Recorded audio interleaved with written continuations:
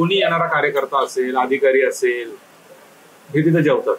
आणि आता प्रत्येकाला माहीत झालेलं आहे की ह्याच्याकडे मेनू काय असतो. म्हणजे नितेश राणेंकडे मासेच भेटणार. आमच्या जळगावचे आमदार राजू मामा भोळे, ते 100% भरीत पुरी आणणार. म्हणजे समजा त्या काळात नितीन राऊत साहेब होते, नितीन राऊत साहेब हे कंपल्सरी तर्री पोहा आणायचे किंवा सावजी मटन, सावजी चिकन ते आणायचे. तर हे प्रत्येकाचं जे त्या भागाचं जे वैशिष्ट्य आहे, ज्या पद्धतीचं आहे त्या पद्धतीचं जेवण ते आणतात. आणि 50-100 लोकांचं जेवण येतं. म्हणजे लिटरली अशी परिस्थिती असते की अधिवेशन काळात तर आम्हाला कुठं जेवायचं कुठं नाही अशी अवस्था असते. पक्ष वगैरे काही नसतं. नाही, सगळे सगळ्यांना बोलवतात. ओपन असतं.